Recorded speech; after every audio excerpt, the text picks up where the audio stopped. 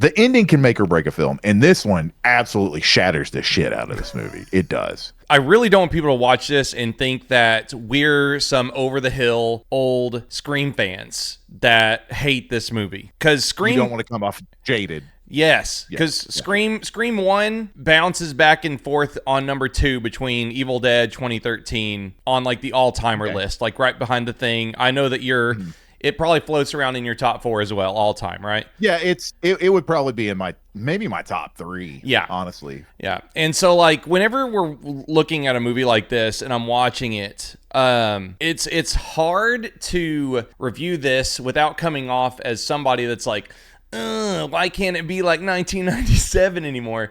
Because this movie, more than us, can't let go of Scream 1. Yeah, I don't think it's like the way that I look at how you and I are talking about this is I don't think it's as much as us wanting to be like, oh, it needs to go back to 1997 as much as it is a, hey, y'all, like it's okay.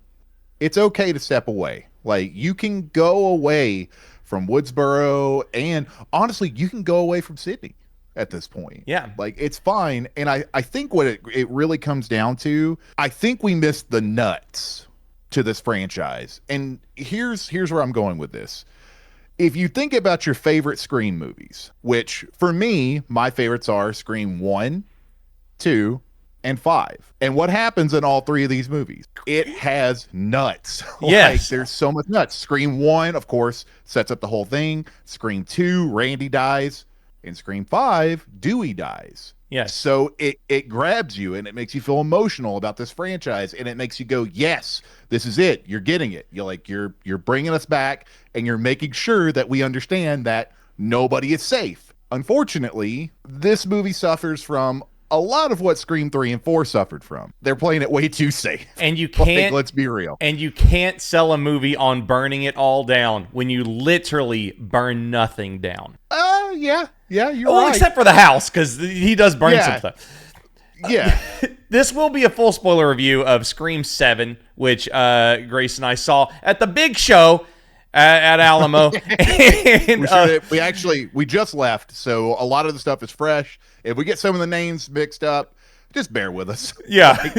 There's a lot of characters in this movie that are there for 5 seconds and you barely even learn their names. We're gonna do a lot of actors and that one kid from this thing.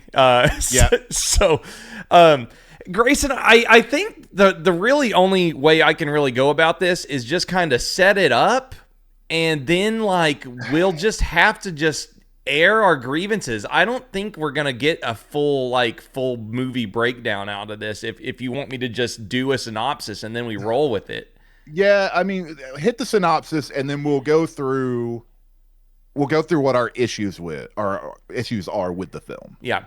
So we have Scream 7 here. After Scream 6, which took place in New York with our sisters, who I thought were really cool. Obviously, there's a lot of political stuff that goes into this that I already, walking in the movie, is like, I'm kind of pissed off at the entire production. But I consciously tried to set that aside so I would give this a clean watch.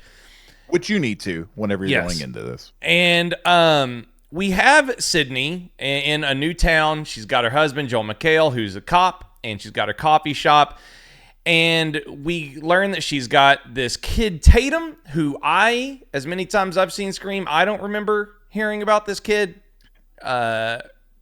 I think I can't remember what Scream it is. I think it's 5 whenever she's like running. She's with pushing some kids in the stroller. stroller. Yeah.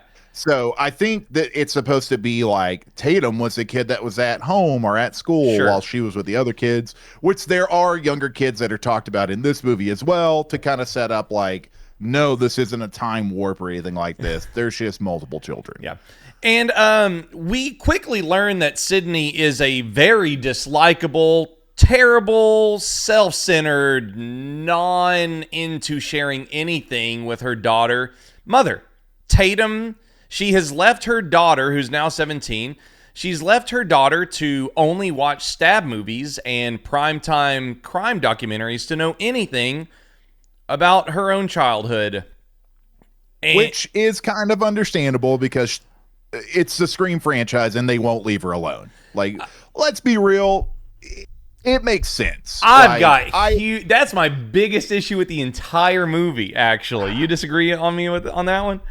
I think so, and the only reason why, and this goes back into the issue with the film or the franchise in general, is Sydney has had every single moment of her life and every single terrible event of her life documented on film, documented on TV, written about in books. Like, I could kind of understand her being like, what else can I say? Like, yeah, you see everything that's going on. So I kind of understand where the writers are going with her character in that point. I think my issue is that even more, I can understand the emotional damage, sure, of course, but I could not imagine letting my child's opinion of me be shaped by media and not what I tell them. No, I do agree with that point. I think where I'm at is I could understand why Sydney wouldn't want to talk about it. Sure, yeah. I think that's where I'm at. I think I agree with you on there's a line in the movie to where she says, if you want to know about my life, watch any documentary. It's not the exact line, but that's basically what they come at you with. So yeah, hearing that, it is kind of like, but the relationship between these two is just, it's weird, the whole movie. Yeah. And not to mention, Sydney has 16 locks on her door, security system, a safe room with access, but she's never taught her daughter how to defend herself or how to use a gun. I found that it's like also a very, just like from a practical sense in that, like. No, I agree with that. Yeah. Like, if you watch Halloween 2018 for what it's worth. Yeah. At least Lori was like, this will never happen to you because you will be good to go. Yeah, so much Lori pushed her kid away. She was the other end of the spectrum, right? There's a medium between 2018. There is, and that's what's so funny, but that's something to talk about with this film, is you can kind of tell that they saw that and went, okay, that was a little too far. Yeah. Let's go this way instead. And that way backfires as well. Yeah. But from the very beginning, it is a complete... I can't think of anything other than masturbatory, self-filleting. Hey, audience, do you remember Scream 1? You remember how awesome it was? Do you remember 97? Do you remember everything that happened? They even go so far as to be like, do you remember Sydney's leather jacket from Scream 2? Yeah, they do a lot of this. And even worse, they constantly, I mean, there's 4 or 5 instances of, hey, remember that thing in New York that sucked? Remember how bad it was? Remember how stupid New York was? It gets to the point in this film to where, honestly, somebody should have read the script and went, just let it go. Yeah. Like, let it go that there was something that happened in New York and Sydney wasn't there. Yeah. Like, just let it go. And it's like, it's written and directed by Kevin Williamson, who, like, I know that you know him from, obviously Faculty and screenwriting, but he's written series. He made that awesome series with Kevin Bacon, and he directed this one, and like it felt like there's like that one nod in Scream 1 where she says that the first Nightmare on Elm Street was great, but the rest sucked, and like that's cute. Like this was just like full blown like. This movie really loves itself. It really loves what Kevin Williamson did a long time ago, and it really loves to say that Scream 6 is an utter piece of shit. I think that the problem with this is that I think there's 3 writers on this movie. It's not just Kevin Williamson. Like, Kevin Williamson has taken over directing, but there are 3 writers in here, and I think what happened is that somebody had an original idea, and then it went, nope, we're going to completely redo that. Yeah. So. But we, full spoilers once again as a warning, but from the beginning, we're introduced to the Mocker house. But for the 3rd or 4th time in the series, because you get it in Scream 1, you get the set version of it in Scream 3. And then they go back to it again in Scream 5, but I liked the Scream 5 one. I did too. And then, so this is 4 out of 7 movies are like, this is the 4th time, and they're like, this is where it happened. This is where they fought, and it's like, this is at least the 3rd time you've retread this ground. What are we doing here, man? Like, now let me just go and say this. I don't mind them going back. Not in this film. I'm talking about in horror movies in general. I don't mind whenever you go back to an area that holds a lot of memories. For God's sakes, I'm a Friday the 13th fan. I'm a Halloween fan. Yeah. Like, they always go to the Myers house and they always go to Camp Crystal Lake. Sure. There are some times where they're like, hey, let's send somebody to Manhattan, or let's send somebody, into space. I get that. But there are moments to where, like, hey, just you done it enough, like, give it a little bit of a break. And this is still, like, it's crazy to think this is the 7th film. Yeah. Like, I had to keep telling myself this is number 7, but it is kind of like do we really need to be here? Is this going to help the plot? And I wish it did. While you're watching it, you have the feeling that it is. Yeah, I was excited for them to burn down the house because it felt like they were going to do something different. Yeah. It really did.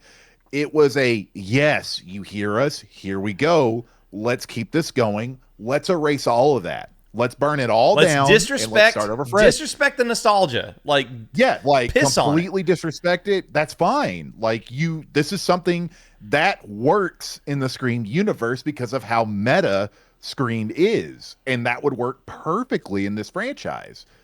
In other ones, it's disrespectful because it's, they're not as meta as Scream is. But with Scream, go crazy. You're supposed to do stuff like that. Yeah. The subversion should give you the freedom in your craft to do whatever the fuck you want. But instead, we have Sydney with her daughter in a new small town where everybody knows she's Sydney. The young kids are obsessed with her because she's still getting primetime documentary coverage.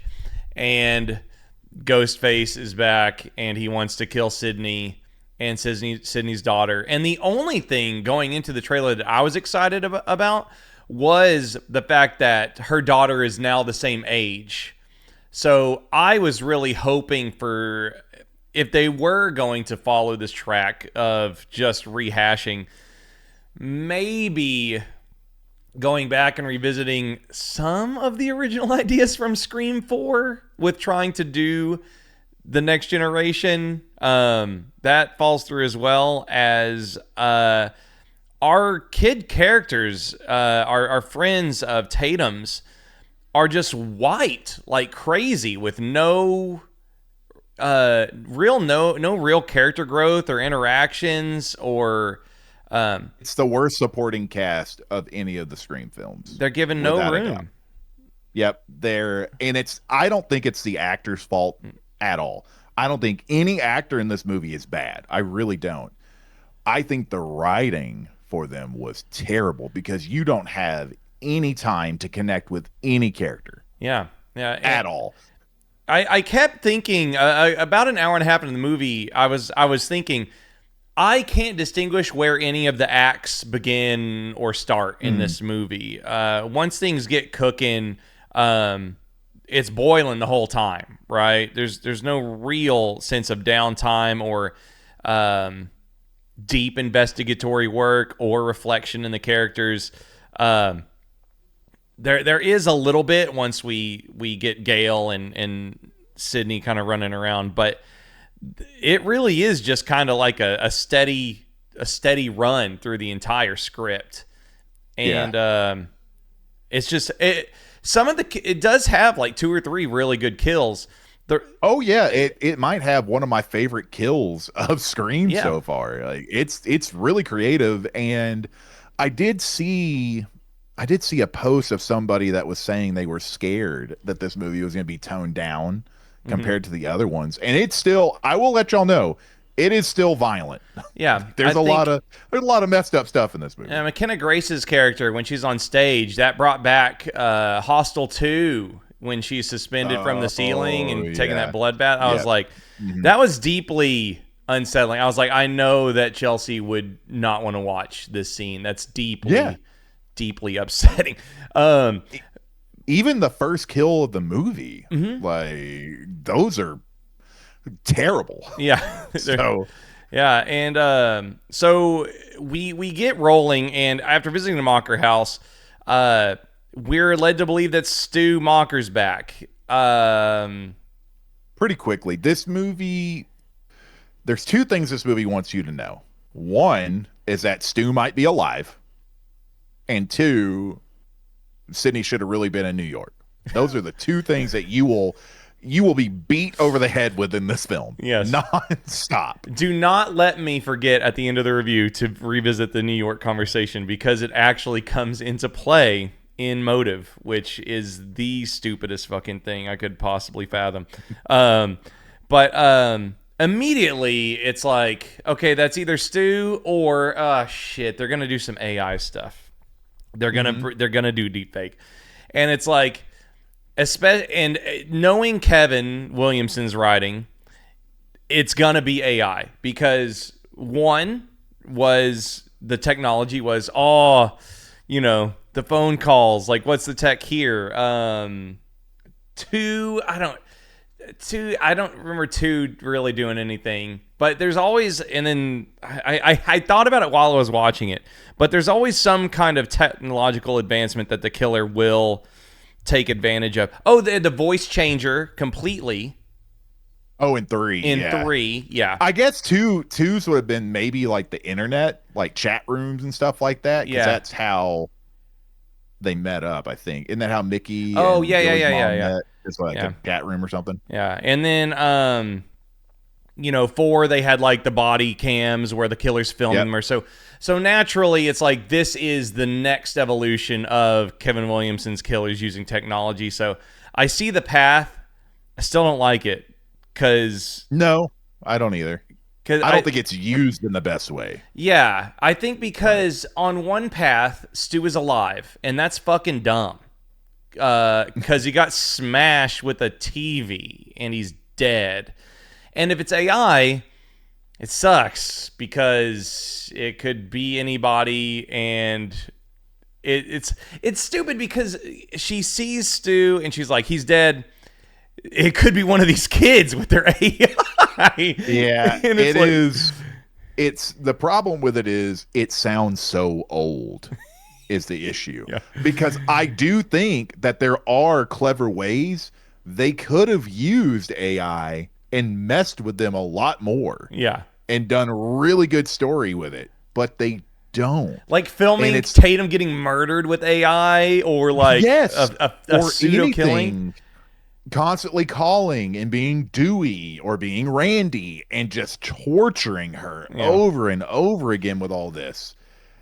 And they just don't. Like, if you're going to use the AI story, go all the way with it to really mess with your main character, because that's why you wrote it. Like, that's why you're bringing it to the forefront right there, is to mess with Sydney. Why half-ass it? You know what I mean? Yeah, and the issue with Sydney is, like, she's been through this I can't count. Remember, cannot count New York. Don't count. She wasn't there.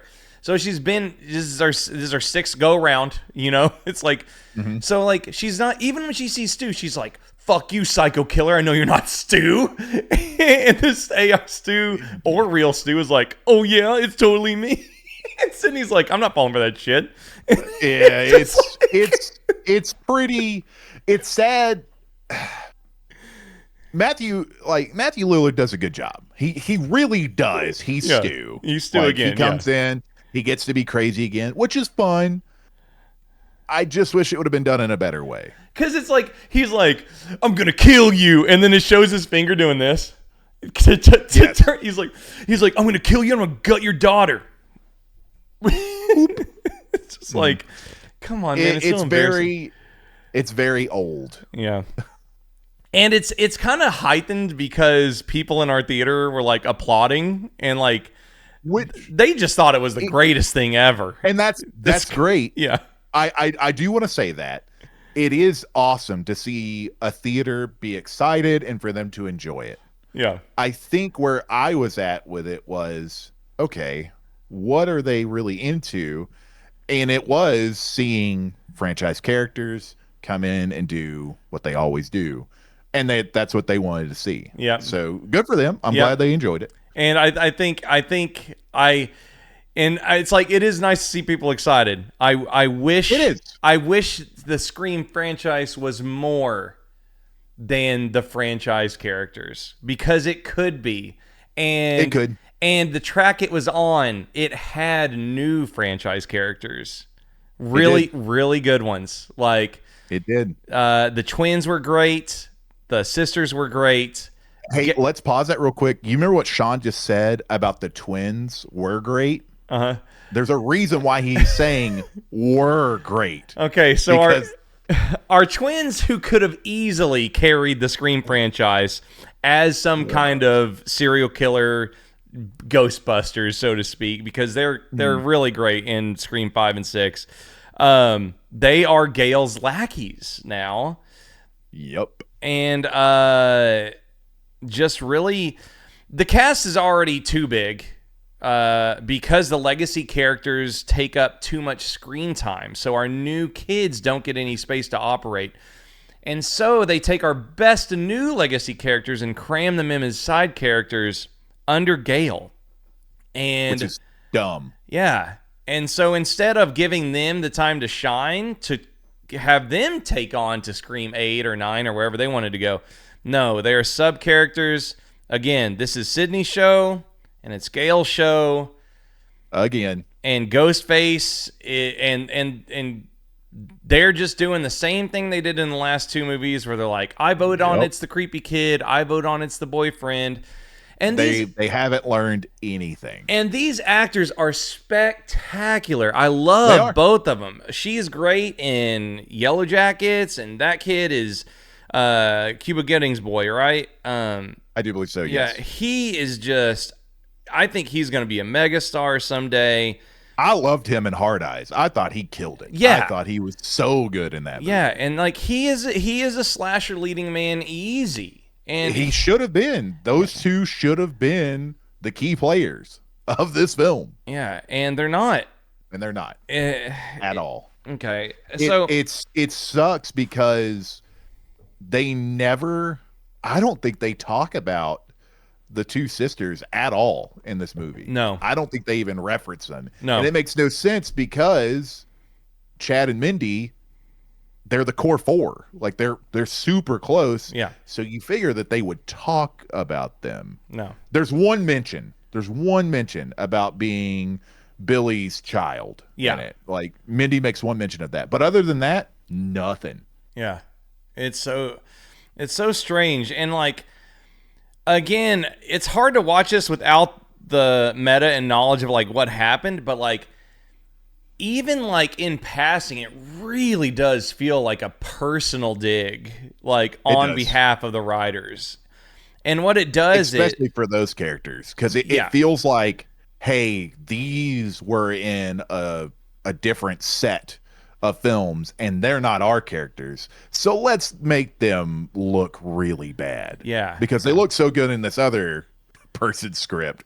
Let's dumb them down, and they do. Yeah, a lot, and that brings the entire project down. And it does. And it makes me like, it does too much to make me personally think about who's writing this and like think less of them too, because it's like, why would you not respect the work that's gone into these characters by continuing their trajectory in your script? That doesn't make you a cleverer writer to degrade characters that have been built up over the course of 4 hours of other filmmaking. Especially since you have Chad was basically being built up as a new Dewey. Yeah. Because he's constantly surviving, he's very brave. And then Mindy was Randy all over again. So you had two new people picking up the mantle of fan favorites. And then you just make them make stupid decisions in this movie. It is such a slap in the face on what happens to them in this. And I think that's my other thing. The bad decision making in this one is I I would argue this is our dumbest group of leads we've ever had. I'm trying to think. Parker Posey doesn't really count. I go back to 3 a lot. Yeah, but the actors are supposed to be assholes that we hate. Like I feel like we're supposed to not like them because the regular cast is making fun of them all the time. For sure. Yeah. For sure. But yeah, I mean, they are dumber, right? Like Parker Posey and all those guys. They are, but everybody in 3 kind of makes... It feels like they all kind of make dumb decisions in 3. Yeah, this is true. Like, so it's really hard. Yeah, no kidding. But yeah, there's a scene. I think you might be onto something. I think they might be the dumbest group. There's a scene in particular where the curfew has been put on because the killer's out, and during this curfew, 4 or 5 kids die. You get about a dozen gunshots that go off in the town. Nobody's around. The cops don't come. The cell service is perfect. And this takes place in 2026, like right now, or like last November. Okay? Yeah, so 2025, yeah. None of these kids call the cops on their cell phones that they have service on, including Tatum, who engages in a 15 to 20 minute foot pursuit down fucking Main Street where there are 0 cars, 0 pedestrians, and 0 attempts on her part to try to call her mom, her friends, or the police while she's being walked down. And I'm just sitting there, and I just look at Grace, and I go, where's her phone at? And then it rings. And then 2 seconds later, Sydney calls Tatum on the phone. Did not call her until that moment for some reason. I don't know why. Also, another problem with this is whenever this comes out, the reason why this is all going on is because Gail and Sydney are having a interview.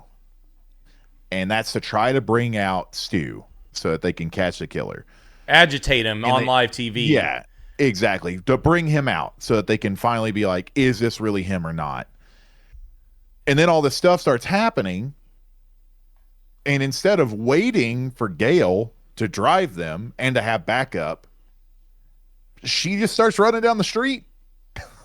Yeah, making it to where she can't get to her kid even faster. She's running from the TV station to the tavern where the fake Stu says he's going to kill Sydney's daughter. And I was like, cool, Gail will show up right behind her at any time. Gail doesn't go to town. She doesn't show back up until the end of the film. Yeah, Gail's just out completely. Which I think I can kind of understand what's happening because Gail doesn't have the app or anything set up to where she knows to go to the coffee shop. For all she knows, it's at the pub still. Sure. So she needs to get there. And as a viewer, it looks like it's one straight road through the entire town. Yeah, so it's hard. It's hard for me to suspend my disbelief on that. But yes, Gail may not know exactly where she's going. But the killer does. And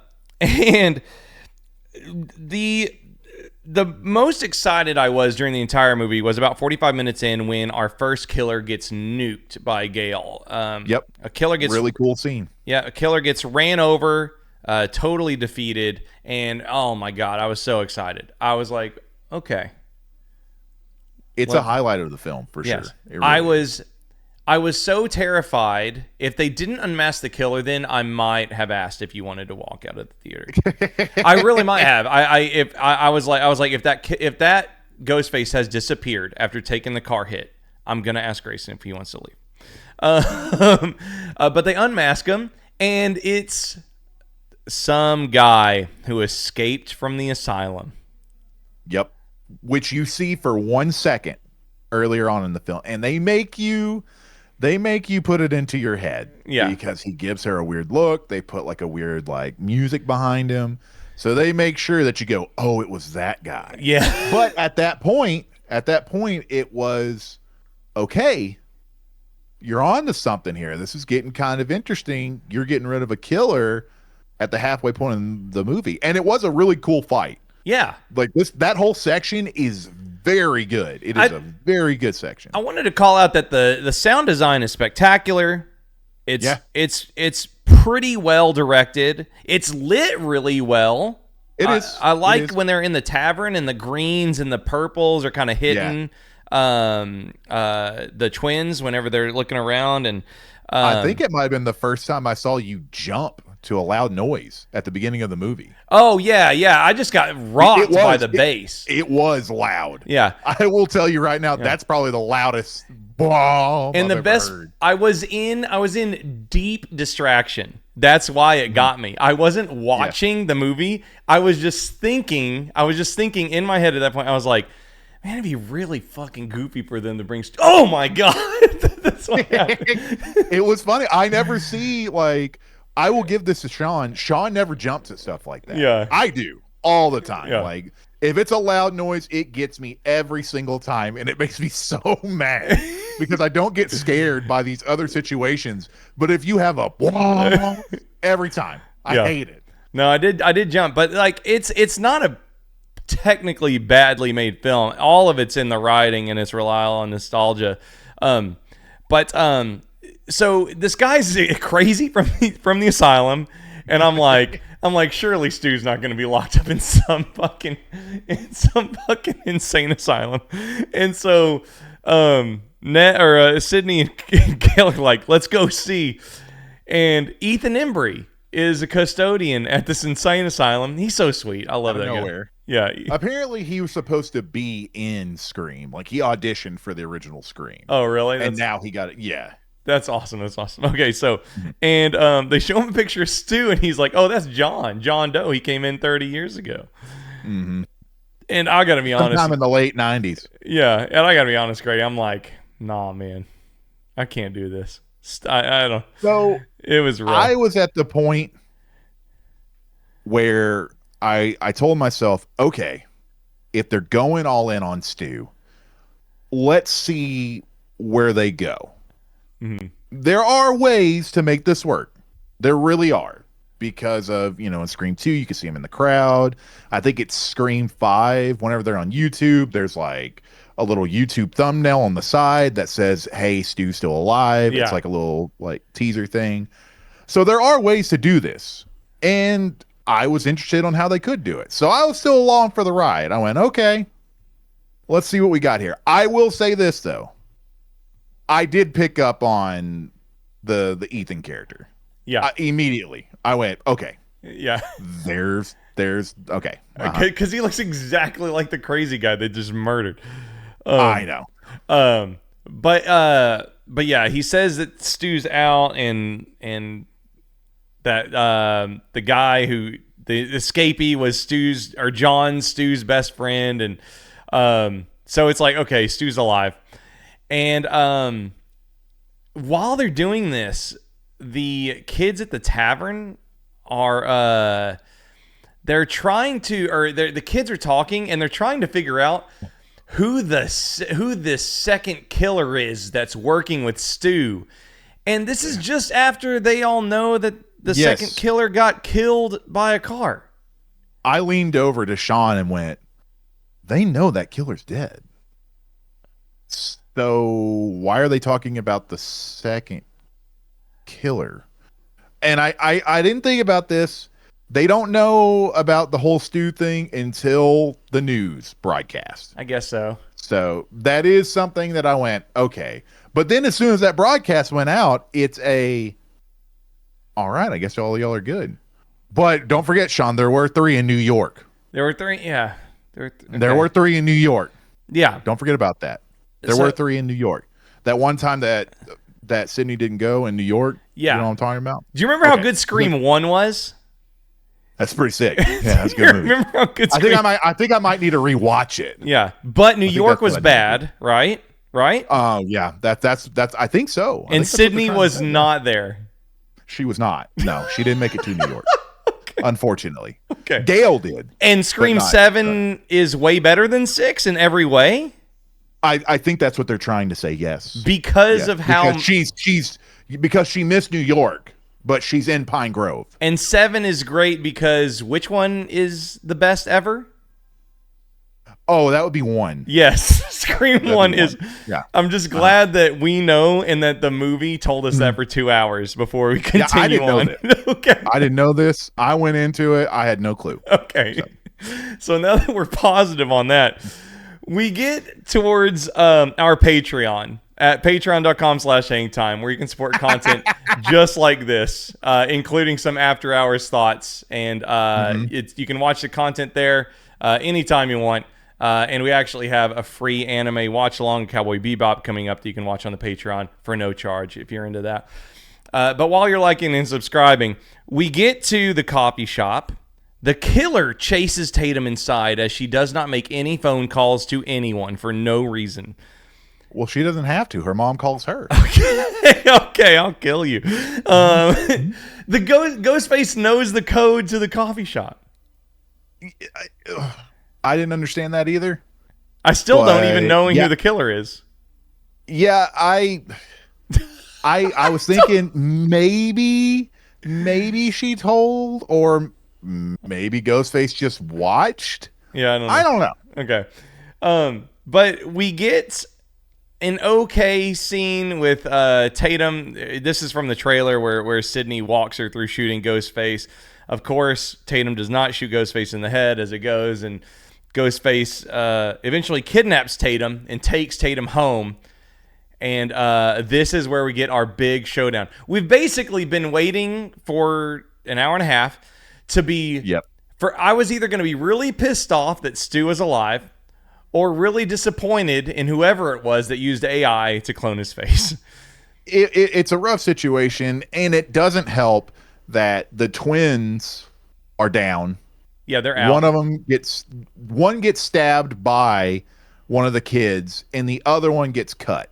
Yeah. And it is the worst decision either one of those characters has ever made.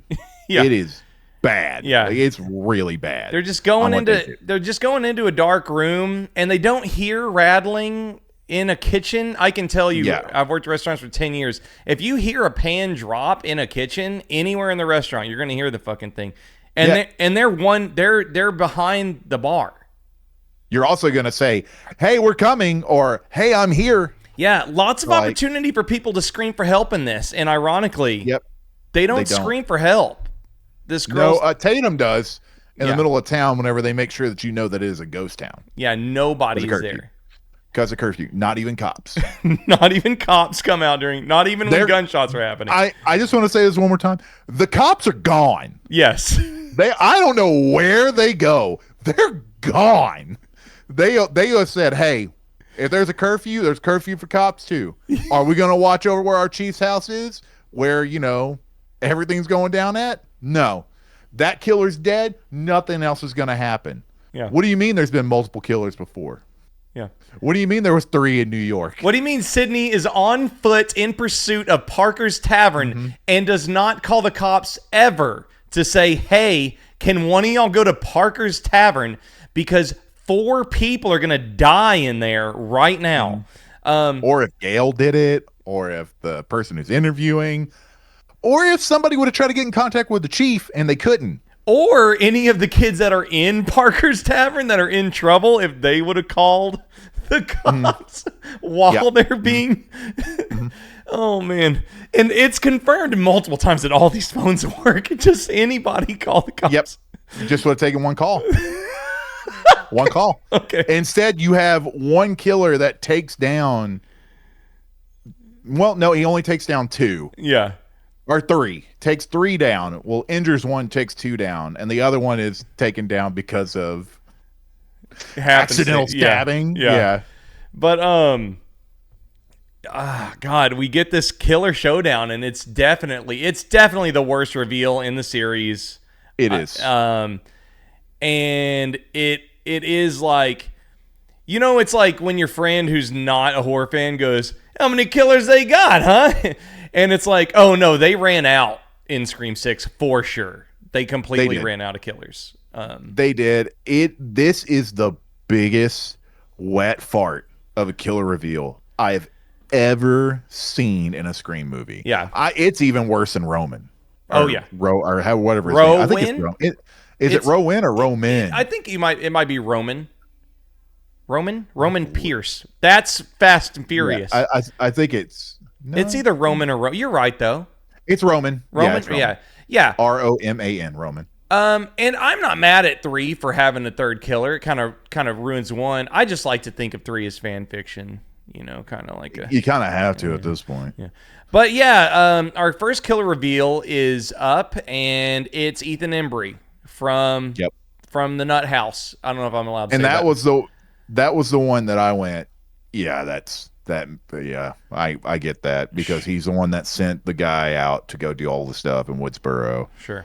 He's been gone for, I think, 2 weeks or something like that is what they said, so it kind of checks. Yeah. And then Stu comes up. After a couple of AI cameos from which are bad. They're really very bad. Yeah, from Dewey and from Roman and from Billy's mother, Ms. Loomis. And this was something that I was talking about earlier. If you're still here with us from like the beginning, this is what I was talking about that should have been done the whole movie. Yeah. You should have been using these characters the whole time. Yeah. And you just don't. Even Dewey being like, you know what? You killed him, Sidney, with your inaction of teaching your daughter and hiding the past. Anything. Just anything. You could have gone after the twins with Randy. Yeah. Like, really mess with them too. Like, they are the niece and nephew of Randy. Why are you not using that? I don't know. But no, these clips are bad. They look terrible. They do. The green screen that they shot it on looks awful. Yeah. The house that they have it in, which I do believe they're supposed to be in the Mocker house. Yes. It looks like a DVD menu. Yeah. Whenever they're transferring to everything, it looks bad. Yeah.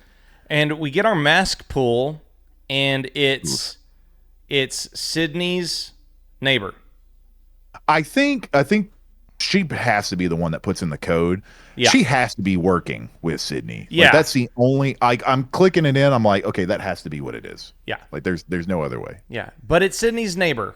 It's not Stu. Yep. It's not someone from the past. It's not one of the kids. Nope. It's one of the kids' moms, Sydney's neighbor. Hey, let me ask you something real quick. How many times do we see her in the movie? Maybe, let's see. You get her one time at the coffee shop. Yep. One time with Gail next door. You actually see Mickey more than you see this woman. Yep. In Scream 2. Yep. And her motive is the most stupid, idiotic, dumb fuck piece of shit writing I've seen in the entire Scream franchise. Like, her motive is this. She was abused by her husband. Mm. She read Sydney's self-help book, and then Sydney's self-help book made her kill. This is a self-help book we don't really hear a lot about. We only hear about it briefly. It's the book that she's promoting in 4. Though. Yes, yeah. They talk about that book. Yeah, in this film, it's not really harped on. Yes, but she kills her husband, and then she watches Sydney be strong and kill so many ghost faces. But Sydney wasn't in New York. Mm-hmm. And Sydney didn't do anything about the ghost faces in New York. And this made her neighbor crazy and decided Sydney was dead and Sydney needed to be reborn. So she was going to kill Sydney in front of Tatum, just like how Sydney saw her mother killed in front of her, so that Tatum could be the new Sydney Prescott. Ergo vis-a-vis, since Sydney wasn't in Scream 6, this white lady killed a bunch of kids. Mm. Including her own, by the way. Including her own child. Yep. And it is literally, you weren't in New York, a.k.a. Scream 6, so I'm going to kill everybody, including my own kid. I will say this. I'm glad that you're talking about this, because I didn't hear a lot of the stuff she was saying because I was laughing. I had to break it down because she flies through it. She flies through it. She goes, she reads like, I read your book and I was really sad. And so I killed my husband. You taught me how to be strong, but then you weren't in New York. So I thought Sidney Prescott was dead. So I tried to I didn't know where you were. So I tracked you down. And now Tatum, she's going to watch you die just like you watch your mother die. Sidney Prescott 2.0. That's what she says. So if my interpretation's off, I must be bad. But I know for a fact she says, in a nutshell, I'm killing everybody because you weren't in the last movie. Yep. And the other guy that's there, the guy from the hospital, is basically, I guess, just in love with her and went, hey, I'm going to go with you on this. Let's do this. And he has a background in AI. Yeah, that's it. Yep. He knows the computer stuff. He knows how to put a prompt in the chat GPT. Stupid. It is so fucking stupid. I will tell you right now, this is without a doubt the worst ending of Scream. Yeah. It is not even close. Like threes was bad because they even check Roman's pulse and they say he's dead. Yeah. This is bad. Like, this is really bad. I think I was Michael Myers getting his ass whooped by that 16-year-old mad about it. I will say this review right now, and to see how she died, that is strictly the reason I did not leave the theater. And the little ounce of hope that we would get like a Scream 4 kind of Act 3 plus. Like an extra 20 minutes of being like, hey, Stu really is there. Or just anything. Because it was so shocking and so empty and so desperate for its own relevance, especially, and just to shit on Scream 6 so much as a meta, and then say that Scream 6 is the reason that this movie exists, is like, what the fuck are you talking about? You're the dumbass writers right here. Like, you're literally villainizing the exact film that is your killer's motive. And if that is supposed to be more meta, that is too meta for me to understand. If any comment is like, you just do not understand, or it's like, no, they mention 6 a lot so that you think that it's a good reason, just get out. don't believe you. But no, it was like, okay, maybe they'll kill her in a creative way at least so we can leave. But I felt like that secondhand embarrassment, like, for the production. Yeah. And it makes it even worse because of how fast they get rid of these two as well. It is so ridiculous. They go through the whole spiel with Jessica, who is the neighbor. Then Tatum gets free and Sidney shoots the guy in the head immediately. Yeah. Like, out. Done. Like, he's gone. Like, there's nothing else he's doing. He is dead. And then there's a fight between Jessica and Sidney, and it's just kind of there.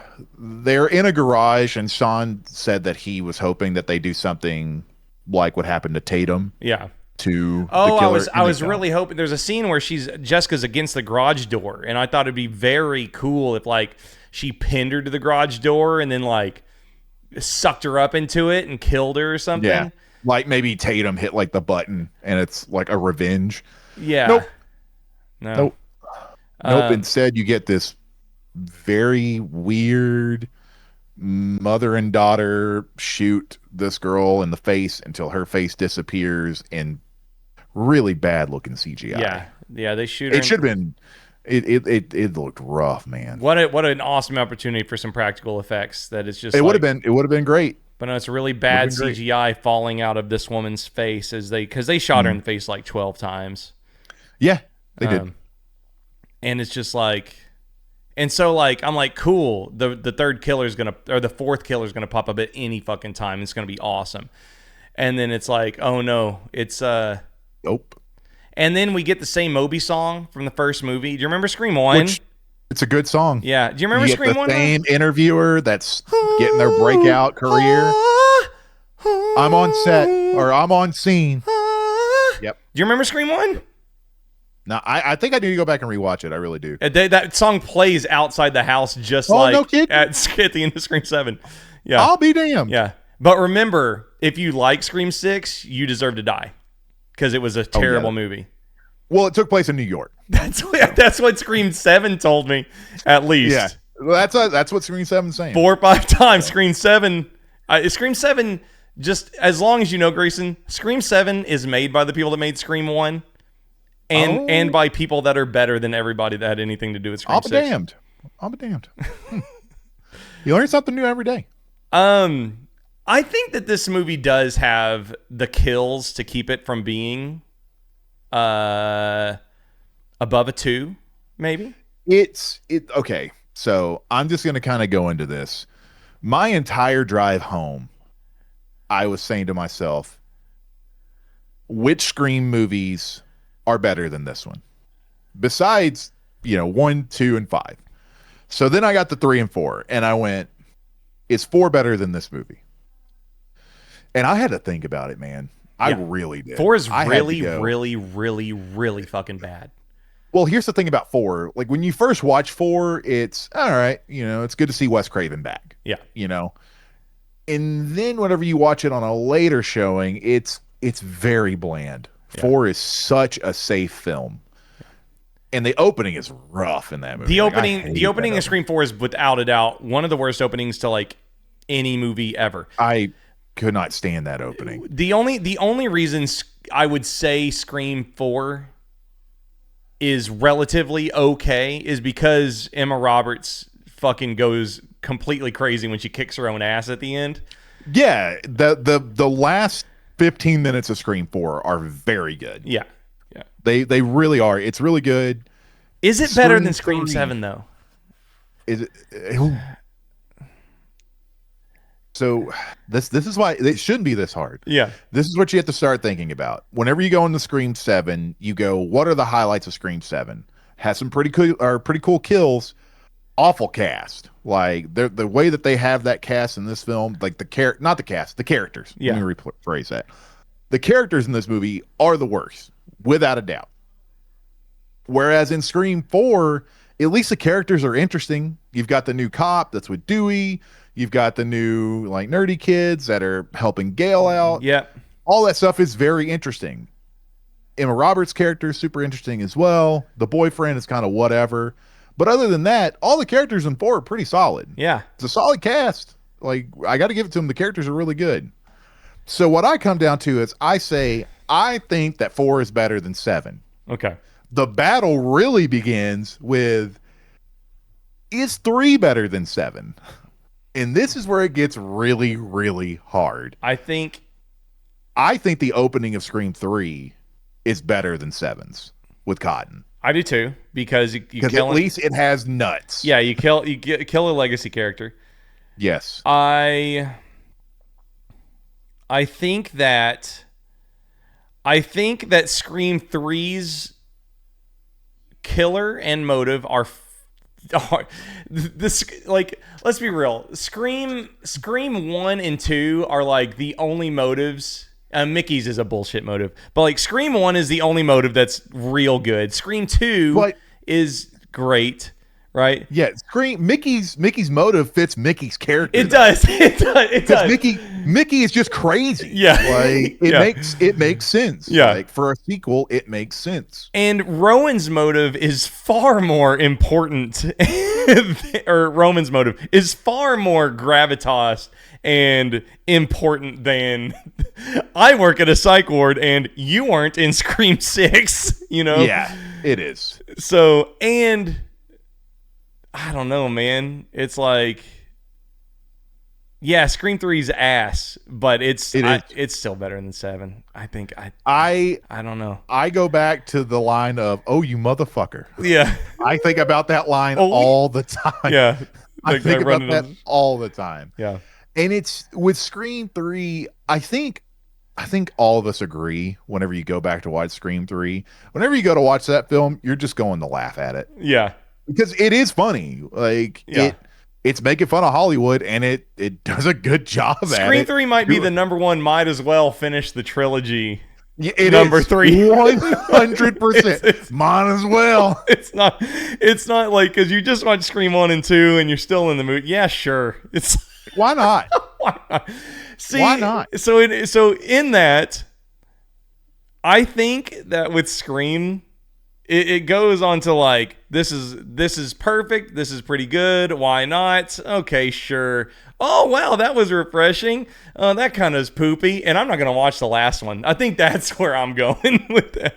With 7. I think I agree with you. The only time I would watch this again would be with Tiff. Sure. And it would just so that her and I could talk about it. But this is one of those films that it just it doesn't have like there's no nuts, man. There's nothing in this film that makes you feel like Gail or Sydney are in danger at all. Yeah. Like it is just so like the whole time Sydney is just nothing's gonna stop me. She gets tore up a little bit, but you never fear for her at all during this film.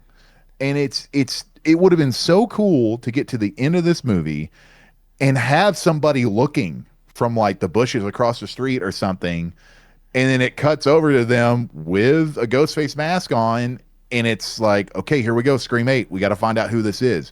I want to see a killer win. Yeah. I want the killer to win in one of these films. It's about time to make it to where at the end of this film, Sydney is lost, not dying. You don't have to kill Sydney. Yeah. But you can make it to where she loses and there's something else that happens instead of the same, we got him. Yeah. Wrap it up. Dolly out to far sweeping shot as heroine gets on ambulance and leaves among the police sirens. Yeah. It was so exhaustingly nostalgic. Yeah, it is. And it again, like just watching it, I just felt like this attitude coming off the production of we're better than everybody else. 100%. It felt really arrogant to watch and at a disservice to every single one of its characters. And it probably doesn't help that since we are such big fans and since we have seen, you know, what has happened with the things after Scream 6, that it makes that even more apparent. Yeah. Like it shows that even more. But even if you take all that out, that ending is just garbage. Yeah, it's just so Plain and terrible. simple. It is a nothing burger, man. Yeah. It really is. It leads you on this trip with Stu, and then by the time you get to the end of it, it's, hey, this guy, he worked in AI before he was a janitor. He knows how to do it. He's a big Stu fan. He created all this. He set up all these TVs in my house before I got there. He mounted a TV to my wall. He's good. Yeah, and I think ultimately it just comes down to like,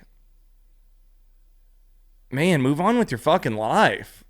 Like, make it. Yeah. Like, let You it. could have done that without even talking about New York. Yeah. Or if they did talk about New York, it could have been Gail, Mindy, and freaking Chad just being like, hey, we shot down here. You know, so-and-so send their love. We're here to help. We want to help. This movie, nothing different happens if Mindy and Chad are not in the script. Nope, it doesn't. Nothing changes. And it shows because they're not in the first 30 minutes and they're not in the last 20 minutes. Yeah. So it's just like, what the fuck are we doing here? Now, here we go. What do you give Scream 3? Yes. Right off the dome, what is your Scream 3? So, my gut is 6. Nostalgia gives it a 7. Like, right? You know For what Scream I mean? 3? Yeah. Yeah. My gut is Okay. 6, right? Because I'm just Yeah. like, ugh, 6. And then I'm like, oh, but I love to watch it. Because it's like when you hand a kid a stuffed animal, it's like, you want to get rid of it? Yeah. No. You know what Scream 3 is? Scream 3 is Jason Takes Manhattan. Sure. It's the one that was always on, and you know the best, and it's just it's your freaking marshmallow filled cereal in the morning. You know? I think 5 is my score if anybody says it's below a 5, I'd start to get agitated with the person that said that. Does that make sense? So you're saying Scream 3 is a 5? I'm saying, okay, Scream 3 is a 6 for me. If you said it was a 5, I'd be like, okay. If you said it was a 4, I'd tell you to go fuck yourself. I have always put, I'm right there with you. I've always put Scream 3 at like a 7 is usually where I'm sitting at, because I can't help myself but to watch it just to laugh at it. Yeah. I really can't. Yeah. But then I go, okay, but is Scream 4 really like a 7.5? Yeah. Yeah. Because it's better than 3. So I'll say they're equal. So you're gonna say 3 and 4 are equal. I'll say 3 and 4 are equal because 3 has. I'll give you that. 3 has the scariest part of any Scream movie. It's whenever she sees her dead mother on the movie set under the blanket. Oh, the ghost. Yeah, that's the only Scream thing that ever made me shut the lights off real quick and get in bed. Oh wow, okay. Yeah, that's interesting. Yeah, all right. Yeah, I was never scared of Ghostface, but that freaked me out when I was a kid. I'll go with you. I'll say 3 and 4 are. I'll say that they're on the same score because they each have their really really good stuff and their really really bad stuff. Like the cameos in 3 get a little ridiculous. Okay. So now that we've both agreed, we're saying they're a 6, right? Sure. Yeah. Both of them. Okay, they're both a 6.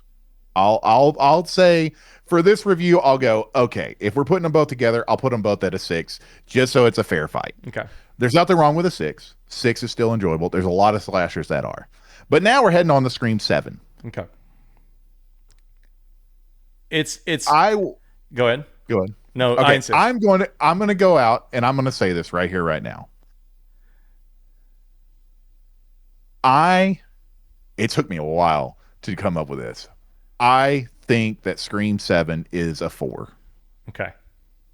And the reason why I give it a 4 is for you to bring back Stu and to put that much attention on him and to talk about him the whole film just to give us this absolute wet fart of a reveal at the end. It is not only a slap in the face of Scream 6, but a slap in the face of the whole damn franchise. It really is. Yeah. Because it's that the ending can make or break a film, and this one absolutely shatters the shit out of this movie. It does. There are good parts in it, which is why it's not getting lower than a 4, but there's just so many parts in this movie that are just doo-doo. I will say that, like you, what the movie does is it says 20 minutes into the movie, it says, hey, audience member, 1 of 2 things is going to happen at the end of this movie. and you're not going to really like either one of them. Or this is what it said to me. It said 1 of 2 things are going to happen, Sean, and you're not going to like either one. Either Stu's back and that's stupid, or he's AI and it's dumb. Not only is he AI, but it is, like Gray says, the biggest shattering ever. It's so nothing, and in fact, it's even dumber because this killer says, "You weren't in the last movie. I hate you, and now I'm killing my own kids." That's what she says. I will watch this. I will watch this one more time with Chelsea someday. I will watch this as I fall asleep. Maybe every other year on a Scream annual marathon. I don't know if I'll get past 5. Yeah. No, I'll be Steam decking, right? And then I'll that kind of thing. Like, sure, it's good background noise. I will say it's without a doubt the worst one. It does for Scream 6 what Dial of Destiny did for Kingdom of the Crystal Skull. It does, because I had some issues with 6 because I had the same issues with 6 that I kind of did with 7. Yeah. I thought that the main character was never in any danger. Sure. Yeah. Yeah. And he just rocked the shit out of him the whole time. And that's fine. But I think this makes 6 a better movie. I think it does too. I think that knowing about the production history, it makes me not respect the team that did show up for this. Knowing that Neve Campbell got paid $7 million to do that agitates me. greatly, and getting paid $7 million while shitting on the last production. Yeah, it's stupid. She's shitting on a movie for it not being about her. Like, she's mad that she's not the main character. And so now she gets paid $7 million to make this piece of shit. This is without me thinking about what happened to the actors and director of what this could have been. And then kind of it just all crashing in on it's pompous, I'm better than you arrogance, while also being a complete pile of chicken shit that's scared to do anything outside of the box. It makes Sydney not the best final girl of all time anymore for me. Yep. I think I would agree with that. I think that Sydney has been bumped out of the top spot because of this movie, and because I know that the person behind her shits on the movie just because she's not in it. Yep. And now we get to have a really fun video and decide who is the top spot. Yeah, that'll no, come. for real. Like that'll be really fun because I agree with you. She was. Yeah, we'll record that one. It'll be on our Patreon, which you can check out. I'm gonna give this a hard 1 because I'm really mad. I'm gonna say 1. Ooh, you can't God. It just talking about it. I was gonna say 2. Mm-hmm. But I just got really mad because it's like, why are you acting in this role shitting on other movies that are better than the one you're in while you're getting paid? Ultimately, it's just like, there's nothing better that comes to mind. I'm just like, you fucking sellouts. I'm getting madder thinking about it. Kevin Williamson, you're a fucking sellout. Nev, you're a fucking sellout. Courtney, 1. I'll give it a 1. I'm torqued out of my mind thinking about it. Sorry. And if you like it in the chat, thank you for thanks for liking it. Thanks for enjoying it. Let us know what you liked about it, and give us your favorite and least favorite Scream down in the comments. I want to see what y'all like. Yeah. You guys, thank you for watching. I know that was a long episode, but you guys, if you did enjoy it, we love that for you because we don't judge here. So make sure and like and subscribe for more takes you'll hate. Sean watching the comments. But thank you for watching, and go check our last review. Actually, go check out our review of Bone Temple, because everybody deserves to know about this spectacular everybody needs movie. to go watch that damn film. Go watch Bone Please. Temple. Go find it and then watch it, and then watch review. Have fun. You're welcome.